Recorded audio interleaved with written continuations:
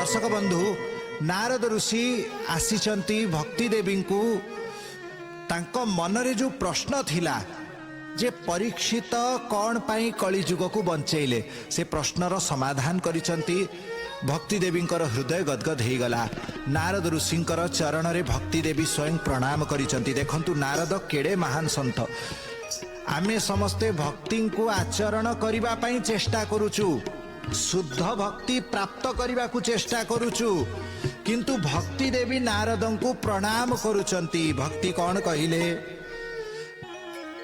ब्रह्मपुत्र नारद को मु प्रणाम करे। भक्ति देवी कहउचंती सारा जगत रे माया को केही जीति पारंती नहीं, किंतु कयाधुंकर पुत्र प्रहलाद जहांकर केवल थरे प्रवचन सुनिकी माया को जीति नेले ध्रुव पदम पिया तो सबुठारु ऊर्ध्व वैकुंठ तले जो लोक अच्छी ताकू ध्रुव वैकुंठ बोला जाए। से ध्रुव पद को प्राप्त करिनेले जहांकर कृपारे स्वयं ध्रुवजी महाराज अर्थात प्रहलाद एवं ध्रुवं को जे कृपा करिचंती सेही नारद सकल कुशलर पात्र परमानंद भाजन अछंती, सकल मंगल भाजन अछंती। सेही नारद को मु प्रणाम करुची, सेही ब्रह्मपुत्र नारद को मु प्रणाम करुची। नारद जी महाराज को जेतेले प्रणाम करिचंती नारद कहिले व्यर्थरे तुमे चिंता करुच, भगवान श्री कृष्ण को जे स्मरण करे तार सकल दुख दूर हो जाए। कारण प्रभु दीनन दुख हरण देव संतन हितकारी, समस्त दीन मानकर दुख को हरण करंती। प्रभुंकर नाम स्मरण कले ही दुख दूर हो जाए। प्रभु कौन कोठी पलई गले? भक्ति देवी कहले हे नारद जी एबे पर आपण मते कलिजुगर आगमन कथा पूर्वरु श्री कृष्णंकर वैकुंठ गमन कथा सुनैचंती। भगवान श्री कृष्ण धराधाम को छाड़िले बोली कि तो कलिजुग आसिकी पहुंचिला। एबे आपण कहउचंती श्री कृष्ण कोठी जाई नाहंती। द्रौपदी च परित्राता जेन कौरव कश्मलात् पालिता गोप सुंदर्य स कृष्ण क्वापि नो गतम। सेही श्री कृष्ण कोठी जाई नाहंती जे द्रौपदी को रक्षा करिथिले कौरव मानक पाखरु, समस्त गोप सुंदरी मानक पालन करिथिले, जे गिरि गोवर्धन टेकी थिले सेही श्री कृष्ण कोठी जाई नाहंती। भक्ति देवी कहले आपण कहले गले पुणी कहउचंती ना जाई नाहंती, यार रहस्य कौन? कहले भगवान कोठी जानती नहीं कि कोठी आसंती नहीं, केवल प्रकाशित हुअंती पुणी लुचि जाती। जेमिति अग्नि सर्वत्र समान रूप से अछंती। आपण कहे पानी भितरे अग्नि अछंती? आज्ञा अछंती। जेतेबेले तांकर पानी भितरे जो दीटा इलेक्ट्रोड पकईकी ताकू चार्ज करा जाए ता भितरु भी अग्नि बाहरे। हाइड्रोजन अच्छी ऑक्सीजन अच्छी सेठु इलेक्ट्रिक स्पार्क मध्य प्रकट होता है। तेणु सबु तत्व भितरे अग्नि अछंती। अग्नि कोठी नाहंती एमिति कही हब नहीं, घर्षण हेले जाई कि अग्नि प्रकट हुअंती। ठीक सेमिति हरि व्यापक सर्वत्र समाना की जय। भगवान सर्वत्र समान रूप रे अछंती। लीला संवरण करिनेले लुचेई देले निजकु, किंतु ता माने नुहे जे भगवान धराधाम को छाड़ी की पळेले। भगवान एबे भी अछंती। तापरे तुमे तो तांकर अत्यंत प्रिया।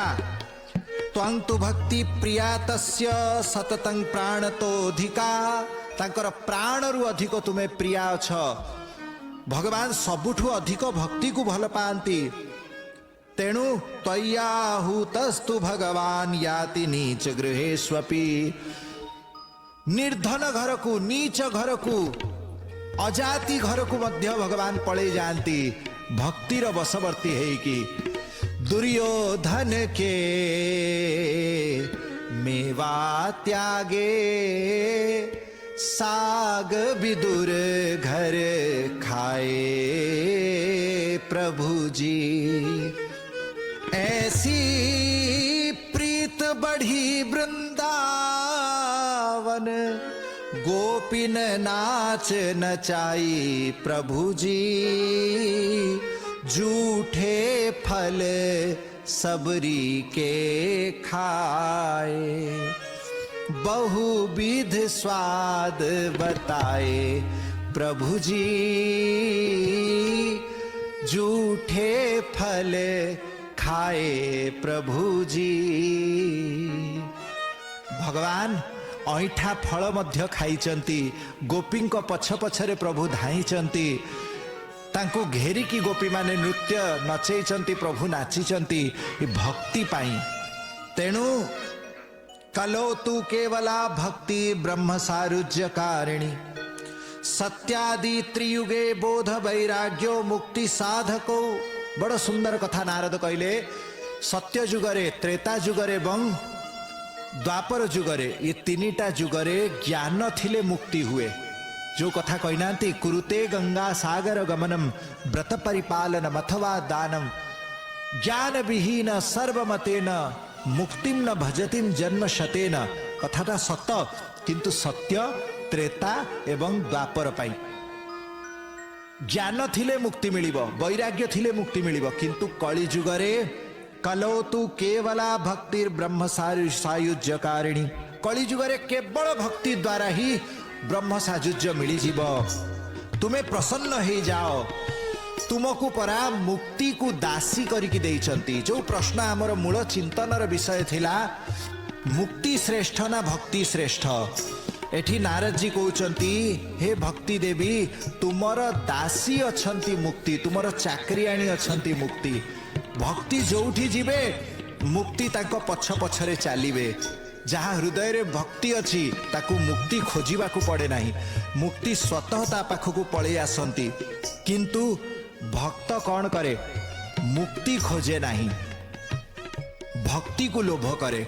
आपण कहिबे मुक्ति एवं भक्ति भितरे मुक्ति श्रेष्ठ लागुची, भक्ति श्रेष्ठ केमिति? आपण देखंतु मुक्ति कौन? मुक्ति अच्छी भगवान देहरे तल्लीन हो जिबा, सायुज्य हो जिबा, मिसी जिबा। जथा गोटे उदाहरण देखंतु, गोटे रसगोला रही, रसगोला आपण थोई देबे, पाखरे जदि जंदा थिबे निहाती पळे आसीबे एवं से रसगोला को रस ग्रहण करिवे, खाइबे। सह सह जंदा आसिकी ताकू रस ग्रहण करिवे। एठी रसगोल्ला रे रस अच्छी, ठीक?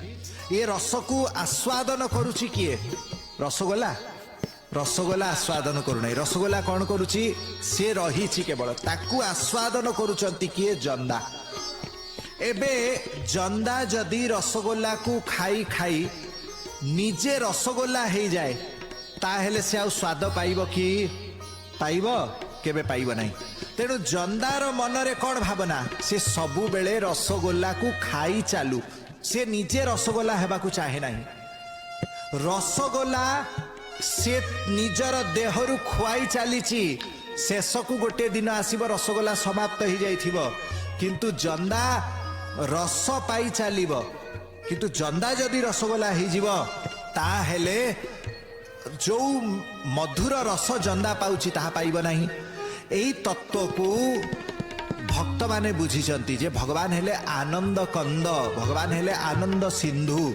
आमे जदि भगवान निजे ही जीवा, ताहेले आमे आस्वादन केमिति करिबा? प्रभु को भल पाइबारे जो सुख, प्रभु को दोली रे बसई की झुलेबारे जो सुख, प्रभु को निज हाथ रे सजई देबारे जो सुख, प्रभुंकर नाम गाइबारे जो सुख, प्रभुंकर प्रेम रे तन्मय हो जिबारे जो सुख, प्रभुंकर कथा कहिबारे, प्रभुंकर कथा सुनिबारे जो सुख, प्रभुंकर प्रेमी संत मानकर सत्संग करिबारे जो सुख, प्रभुंकर बेकरे सुंदर पुष्प मल्ली तुलसी माला अर्पण करिबारे जो सुख, प्रभुंकर उच्छिष्ट प्रसाद पाइबारे जो सुख, महाप्रसाद पाइबारे जो सुख, प्रभुंकर परिक्रमा करिबारे जो सुख, प्रभु को रत्नवेदी रे दर्शन करिबारे जो सुख, प्रभु को विभिन्न प्रकार साड़ी सुंदर सुंदर वेश धारण करिबारे जो सुख, निजे प्रभु हे कि रत्न सिंहासन रे बसी गले कौन से सुख मिलिबो? ना। मुक्ति निरादर भक्ति लुभाने, अस विचारी हरि भक्त सयाने। तेणु बिना प्रयास रे अति सहजरे परमानंद प्राप्तिर साधन अच्छी भक्ति। तेणु मुक्ति को तिरस्कार करिकी हरिभक्त माने भक्ति को ही आश्रय करंती, भक्ति को ही आदर करंती। भक्ति देवी को नारद तांकर आत्मबोध करौचंती, हे भक्ति तुम्हें मन उणा कर नहीं, तुम्हें प्रभु को अत्यंत प्रिय, मुक्ति तुमर दासी अछंती। मुक्ति कहे गोपाल सो मेरी मुक्ति बताए। और ब्रज रज उड़ी मस्तक पड़े, मुक्ति मुक्त होई जाए।